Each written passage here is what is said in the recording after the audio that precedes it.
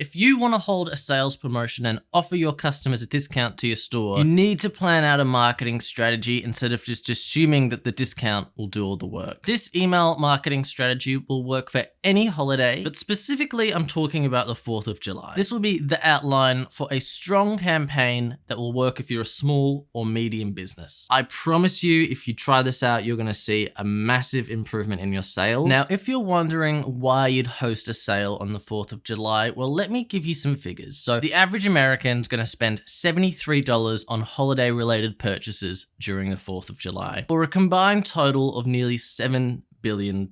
Business owners, this is a time to make money, and I'm going to show you how to make as many sales as possible. So the first mistake a lot of people make when they're new to email marketing is that they won't set up a campaign. Instead, they'll just send a single email, which I'm sorry to say won't cut it. It's just going to get lost amongst the hundreds of other 4th of July emails they get. So that's why you need to set up a campaign. Start emailing early. Let's start building anticipation ahead of our competition. The first email you send should have the goal of getting people excited. We're not trying to sell anything. We're just trying to get people on board the hype train. And the ideal campaign should start from excitement and build all the way up to urgency as the sale draws to a close. Creating a sense of excitement is vital for the success of this campaign because it's a lot easier to sell to an excited customer. So let's build an email that creates anticipation, starting with the subject line. The subject line's job is to get people to open the email. So communicate clearly that you're having a 4th of July sale and try to make it interesting so it doesn't go unnoticed. Don't worry about being too clever. Simple is good. Here are some examples. We're having a savings celebration this July 4th.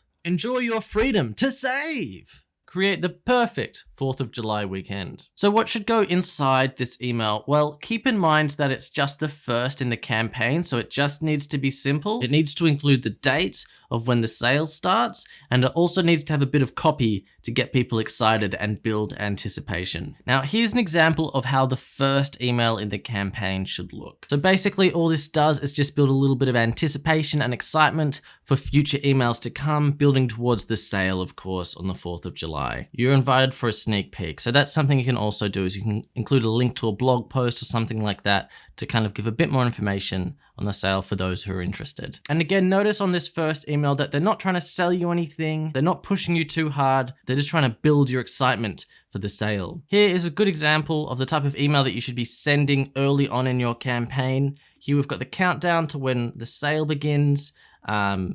Here you would obviously do, instead of Black Friday, 4th of July. And here we have the sale event of the year is coming. So that's just to build some anticipation. This is a really simple email. If you don't know how to include this countdown, that's okay. You can just include the date. Now, because the 4th of July is on a Sunday this year and Monday the 5th being the public holiday, most stores will run their sale for the 3-day long weekend. The second email should come 1 week before the sale, maybe on the Friday afternoon. It should be a sales announcement, so focus on which products you really want to move and possibly include a countdown to when the sale begins. So this is a good example of what your second email should look like. We're telling our customers what's going to be on sale, and we're telling our customers what the date will be. The only thing I would change here is try to build a bit more anticipation, a little bit more excitement. Try to say something like, only 1 week to go. Or again, you can include that countdown. The third email can go out on the Saturday of the sale to remind customers that the sale is currently underway and they better not miss out. So now we're trying to build a sense of urgency. We're trying to push the customer to make a purchase because the sale's not going to last forever. We're going to be using the fear of missing out. So this is the type of email you should send out on the Saturday as your sale's already underway. Here we have just a simple reminder, everything is on sale. And then we've got a bit of urgency here, shop before it ends. The other thing I would do here is just include some products so the customer can actually see what you're selling. And the last email could be a final reminder on the Monday, the last day of the sale, that creates a sense of urgency and triggers the customer's fear of missing out for good. So here we have an email that we can send on the Monday, the last day of the sale. So here we're going to push as hard as we can. Sale ends tonight at 10 p.m., creating that sense of urgency. We have the countdown again to create that sense of urgency. Don't miss out. This is all about fear of missing out. You know, if you don't buy now, you're going to lose out. And that's what we're trying to explain to our customers. So again, it's not too complicated. We're just really trying to get our customers to understand now's your last chance.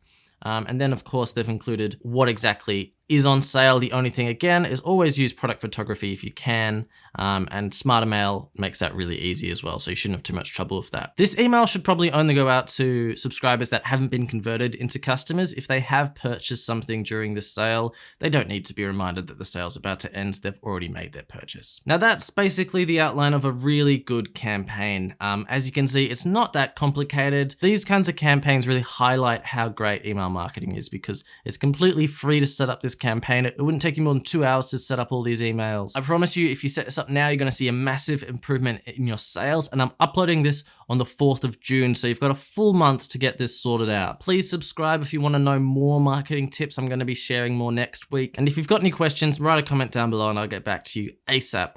Thanks for watching, guys, and I really hope this helped.